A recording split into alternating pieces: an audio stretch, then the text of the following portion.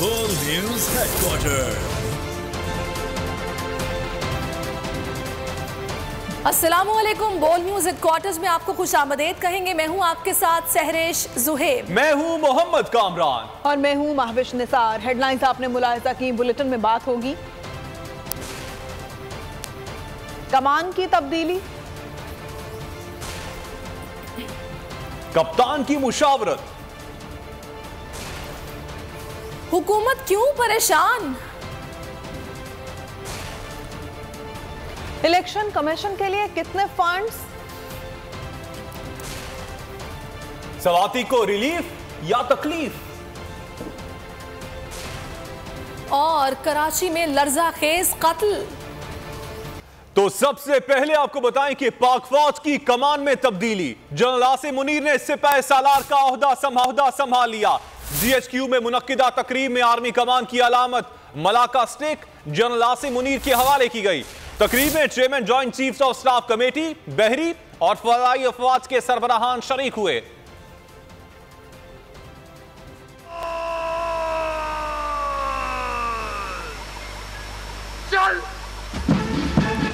खातीनो हजरात, पाकिस्तान से मोहब्बत हमारे ईमान का हिस्सा है। पाक फौज में कमान की तब्दीली। जनरल आसिम मुनीर ने सिपा सालार का ओहदा संभाल लिया। खातीनो हजरात, जनरल कमर जावेद बाजवा ने पाक फौज की कमान बाज़ाब्ता तौर पर chief of army staff general Syed Asim Munir खिलाड़े इम्तियाज मिलिट्री को सौंप दी। हाफिज कुरान और एजाजी शमशीर याफ्ता आसिम मुनीर 17वें आर्मी चीफ हैं। कमान की तब्दीली के लिए जीएचक्यू रावलपिंडी में पुरवकार तकरीब का एहतमाम किया गया। तकरीब का बाकायदा आगाज तिलावत कुरान पाक से किया गया। अऊज़ु बिल्लाहि मिनश शैतानिर रजीम, बिस्मिल्लाहिर रहमानिर रहीम।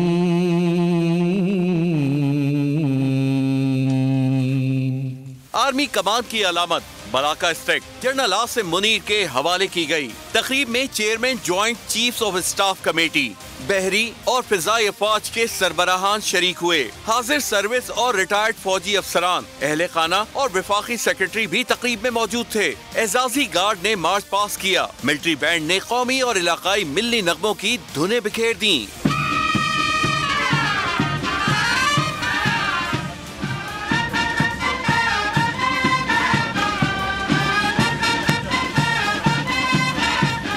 जनरल आसिम मुनीर की पिंडाल आमद का ऐलान रिवायती बगल बजाकर किया गया। जनरल आसिम मुनीर का ताल्लुक इन्फेंट्री की फ्रंटियर कोर रेजिमेंट से है।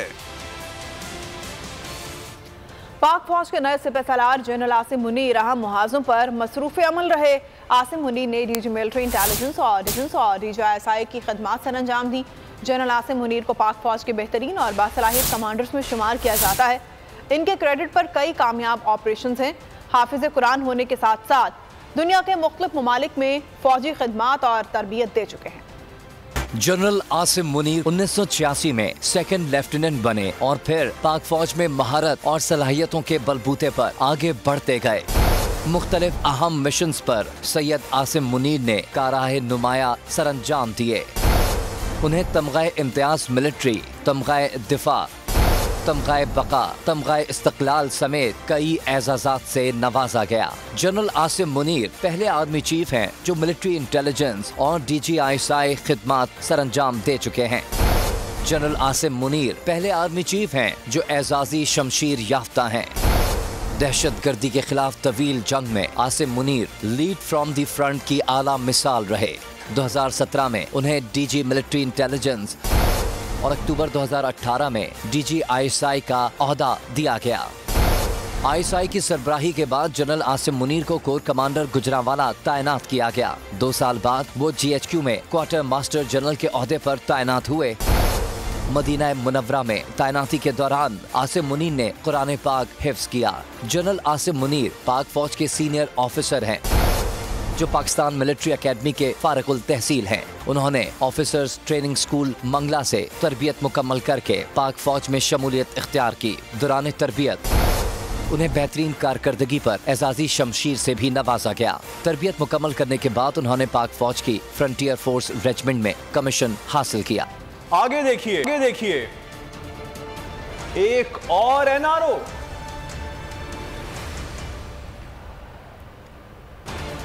और आजाद कश्मीर का मार्का किसके नाम? चेयरमैन पीटीआई इमरान खान असेंबलियों के तहलील करने का फैसला। मुल्क की सियासत में हलचल मच गई। कप्तान ने आईनी माहिरीन के साथ मुशावरत तेज कर दी। सियासी रहनुमाओं से भी राबते किए जा रहे हैं। स्पीकर पंजाब असेंबली सिप्तैन खान से मुलाकातों का जायजा लिया। मजलिस वहदतुल मुस्लिमीन के सरबराह राजा नासिर अब्बास ने भी जमान पाक में इमरान खान से मुलाकात की। जुमे के रोज इमरान खान की जेर सदारत पंजाब की पार्लिमानी पार्टी का इजलास अहमियत इख्तियार कर गया। एक बार फिर से आपको आगाह करेंगे, पीटीआई चेयरमैन इमरान खान के असेंबलियों के तहलील करने के फैसले के हवाले से मुल्क की सियासत में हलचल मच गई है। कप्तान ने आईनी माहिरीन के साथ मुशावरत तेज कर दी। सियासी रहनुमाओं से भी राबते किए जा रहे हैं। स्पीकर पंजाब असेंबली सिप्तैन खान से मुलाकात की है और असेंबली तहलील करने के पहलुओं का जायजा लिया। मजलिस वहदतुल मुस्लिमीन के सरबराह राजा नासिर अब्बास ने भी जमान पाक में इमरान खान से मुलाकात की और जुमे के रोज यानी कि कल इमरान खान की जेर सदारत पंजाब की पार्लिमानी पार्टी का इजलास अहमियत इख्तियार कर गया।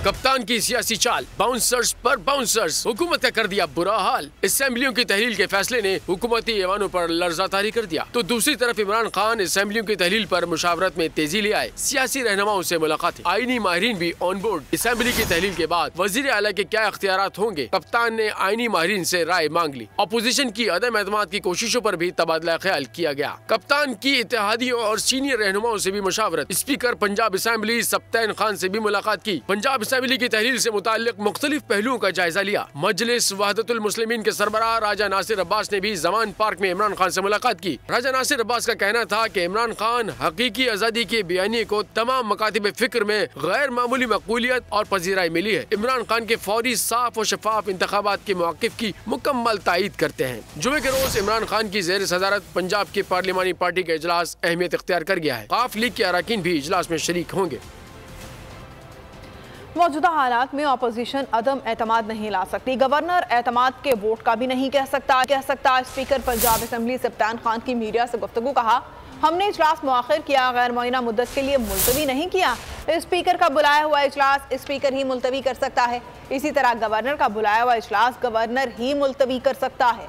अपोजिशन का स्टैंड कमजोर है, अगर उनको एतमाद है तो फिर ले आए तहरीक। अपोजिशन अदम एतमाद लाती है तो बंदे पूरे करना उनकी जिम्मेदारी है। जो मौजूदा हालात चल रहे हैं उसमें इंशाल्लाह ये अदम एतमाद की तहरीक भी नहीं ला सकती अपोजिशन। नंबर 2, ये एतमाद के वोट के लिए गवर्नर भी हमें नहीं कह सकते। और नंबर 3, गवर्नर राज के भी चांसेस जीरो हैं। तो इंशाल्लाह इस वक्त पंजाब जो है पीटीआई का गढ़ है। हमारे हुकूमत के साथ जहाँ तक मेरा इल्म है बैकडोर डिप्लोमेसी बिल्कुल नहीं चल रही। किसी को इस गलत फहमी में नहीं होना चाहिए। वोट इमरान खान की अमानत है, इमरान खान के नैरेटिव की अमानत है। और जनाब, छड़ी बदल गई। जनवरी में इलेक्शन की घड़ी बदलेगी। इमरान खान दिसंबर में सियासी तौर पर मजीद छा जाएगा। हालात में बेहतरी आएगी। शेख रशीद की बोल न्यूज से खुसूसी गुफ्तगू। कहा, ज़िमनी इंतखाबात कराना इनके बस की बात नहीं। 30 जनवरी से कबल आम इंतखाबात की तारीख आ जाएगी। इंतखाबात के लिए 100 अरब रुपए दरकार हैं। इनके बाप के पास भी इंतखाबात के लिए पैसे नहीं। वफाकी हुकूमत गवर्नर राज नहीं लगा सकती। वज़ीर आला गवर्नर राज लगाने का कहेंगे ना सदर मंजूरी देंगे। नई सुबह, नई नवीद है, नई सहर है, छड़ी तब्दील हुई है। इंशाअल्लाह दिसंबर में इमरान खान सियासी तौर पर और छाएगा और 30 जनवरी से पहले इलेक्शन का सूरज तुलू हो जाएगा, जो भी तारीख उसकी तय होगी। तो 30 अरब इनके बाप के पास नहीं है। फिर उसके बाद फिर 50 अरब रुपए चाहिए जो उनकी डेट है।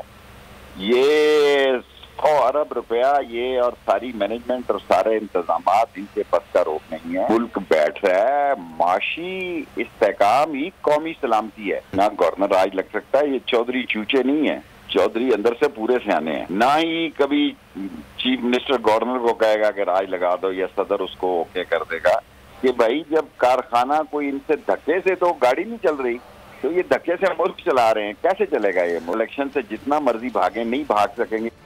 और कप्तान की सियासी पिच पर रिवर्स स्विंग, बौखलाई हुकूमत की टांगें कांपने लगी। पंजाब असेंबली को बचाने की कोशिशें तेज कर दी गईं। वजीर आजम शहबाज शरीफ और आसिफ जरदारी सर जोड़कर बैठ गए। एक हफ्ते के दौरान दोनों रहनुमाओं की दूसरी 1-on-1 मुलाकात। इमरान खान की हिकमत अमली नाकाम बनाने के लिए मुख्तलिफ ऑप्शंस पर गौर किया गया। साबिक स्पीकर अयाज सादिक को भी परेशानी लाहक, मैं ना मानूं की रट कहा, अगला दबाकर इलेक्शन का मुतालबा करने से इंतखाबात नहीं हो सकते। की सियासी हिकमत अमली हुकूमत पर भारी पड़ गई। असेंबली की तहलील ने हुकूमती इत्तेहाद की दौड़े लगा दी। इत्तेहादियों ने पंजाब असेंबली को बचाने के लिए कोशिशें तेज कर दी। वजीर आजम शहबाज शरीफ और आसिफ अली जरदारी की मुलाकात वजीर आजम हाउस में हुई। एक हफ्ते के दौरान दोनों रहनुमाओं की दूसरी 1-on-1 मुलाकात। इमरान खान की हिकमत अमली नाकाम बनाने के लिए मुख्तलिफ ऑप्शंस पर गौर किया गया। मुलाकात में पंजाब की सियासत जेर बहस आई। पंजाब में गवर्नर राज और वजीर आला के खिलाफ तहरीक आदम एतमाद पर भी गुफ्तगू हुई। हुकूमती वज़रा की ढिठाई भी बरकरार, इलेक्शन से मुसलसल इनकार। वजीर कानून अयाज सादिक कहते हैं गला दबाकर इलेक्शन का मुतालबा करने से इंतखाबात नहीं हो सकते। ग्रैंड नेशनल डायलॉग से बेहतर कोई चीज़ नहीं है, मगर गले के ऊपर अंगूठा रख के ये कहना कि जी पहले इलेक्शन अनाउंस करें, इस पर डायलॉग नहीं होते। डायलॉग जब टेबल पर बैठा हो जाते हैं ना, फिर ये चीज़ें की जाती हैं। साबिक स्पीकर कौमी असेंबली का कहना था कि मुज़ाकरात से मामलात को हल किया जा सकता है। नैब की जानिब से मौजूदा हुकूमत को एक और एनआरओ का तोहफा मिल गया। नैब ने वज़ीर आज़म शहबाज शरीफ और गवर्नर पंजाब के खिलाफ 2 मुकदमात की इंक्वायरियां बंद करने की मंजूरी दे दी। नैब ज़राए के मुताबिक दोनों मुकदमात में 3 साल के दौरान तहकीकात के बावजूद करप्शन के कोई सबूत नहीं मिल सके। नैब की मेहरबानियां मौजूदा हुकूमत पर जारी। वजीर आजम और गवर्नर पंजाब के 2 मुकदमात की इंक्वायरी रोक दी गई। तौजीह ये दी गई कि 3 सालों के दौरान तहकीकात के बावजूद करप्शन के सबूत नहीं मिले। एग्जीक्यूटिव बोर्ड की सिफारिशात पर चेयरमैन नैब आफ्ताब सुल्तान ने इंक्वायरियां बंद करने की मंजूरी दे दी। नैब की जानिब से इंक्वायरी 2019 में बहावलपुर में 14,400 केनाल सरकारी अराजी मुंतकिल करने के मामले पर शुरू की गई थी। इस सिलसिले में नैब मुल्तान ने साबिक वजीर आला पंजाब शहबाज शरीफ को सवालनामा और तलबी के नोटिस भी भेजे थे। चेयरमैन नैब ने सरकारी अराजी की मुंतकिली का मामला senior member of board revenue को भेजने की हिदायत कर दी है। कानून में तरमीम के बाद सरकारी अराजी की मुंतकिली की तहकीकात अब पंजाब रेवेन्यू अथॉरिटी करेगी। इमरान खान का दबाव काम कर गया। हुकूमत ने ना चाहते हुए भी इलेक्शन की तैयारी शुरू कर दी। वजीर खजाना इसाक डार की जेर सदारत इक़्तिसादी राबता कमेटी का इजलास हुआ। एलामिये के मुताबिक इलेक्शन कमीशन के लिए 15 अरब रुपए की मंजूरी दी गई। इलेक्शन कमीशन को पहली किस्त 5 अरब रुपए की जाएगी। वजारत इत्तलात की समरी पर मीडिया कैंपेन चलाने के लिए भी बजट मंजूर किया गया। इमरान खान का दबाव काम कर गया। हुकूमत ने ना चाहते हुए भी इलेक्शन की तैयारियां शुरू कर दी। आइंदा आम इंतखाबात के लिए इलेक्शन कमीशन के लिए तकनीकी ग्रांट की मंजूरी। वजीर खजाना इसाक डार की जेर सदारत इक़्तिसादी राबता कमेटी इजलास का एलामिया के मुताबिक इलेक्शन कमीशन के लिए 15 अरब रुपए की मंजूरी दी गई। इलेक्शन कमीशन को पहली किस्त 5 अरब रुपए की जाएगी। वजारत इत्तलात की समरी पर मीडिया कैंपेन चलाने के लिए भी बजट मंजूर किया गया। इसके अलावा सरकारी पावर प्लांट्स को अदायगी के लिए 93 अरब से जायद funds credit guarantee trust scheme की मंजूरी दी गई। स्कीम के लिए आलमी बैंक $8.5 करोड़ फराहम करेगा। ECC ने के इलेक्ट्रिक के लिए बिजली के यकसा टैरिफ मंजूर करते हुए सरकारी पावर प्लांट्स को वाजिबात की अदायगी के लिए 93 अरब 43 करोड़ की ज़िमनी ग्रांट भी मंजूर कर ली। ज़राई ट्यूब वेल्स के लिए बिजली टैरिफ में ₹3.60 फी यूनिट कमी की भी मंजूरी दी गई। सैलाब से मुतालिक मीडिया मुहिम के लिए 2 अरब ग्रांट की भी मंजूरी दी गई। आगे बढ़ते हैं। पाकिस्तान और बैरून मुल्क मुकीम पाकिस्तानियों की जानिब से फजलुर रहमान के बयान की शदीद अल्फाज में मजम्मत। कहा इस्लाम में खवातीन को इंतहाई बाइज्जत मकाम दिया गया है। फजलुर रहमान की जुबान से ऐसे बेहुदा अल्फाज शर्मनाक हैं। मेरा जी चाहता है ये अखलाक पैदा किया जा रहा है, नौजवान नस्ल को इस तरह गुमराह किया जा रहा है। हमारी खवातीन का भी एक हक है, राइट है कि हम लोग जलसों में जाएं, हम जिस सियासी पार्टी को सपोर्ट करना चाहते हैं तो हम सपोर्ट करें। मैं समझता हूँ कि वो एक सीनियर और मैच्योर पॉलिटिकल पर्सन है, उनको ये बात ज़ेबा देती नहीं है। और बीइंग अ पाकिस्तानी भी अगर ये देखा जाए तो किसी भी खवातीन के बारे में एहतराम और अदब से बात करनी चाहिए। और वो अगर इमरान खान के साथ कम्पीट करते हैं तो ये तो शायद उनकी भूल है और उनकी सोच है। फजलुर रहमान को नहीं ऐसा बोलना चाहिए था, इसको ये दीन के बारे बोलना चाहिए था, कोई दीन की चीज़ समझानी चाहिए थी। ये गलत बात है। अपने माशरे को खुद ही डिग्रेड, अपने आप को मुस्लिम उम्मा को खुद ही डिग्रेड कर रहे हैं। तो ऐसी चीज़ मुझे नहीं लगता कि मौलाना साहब को करनी चाहिए।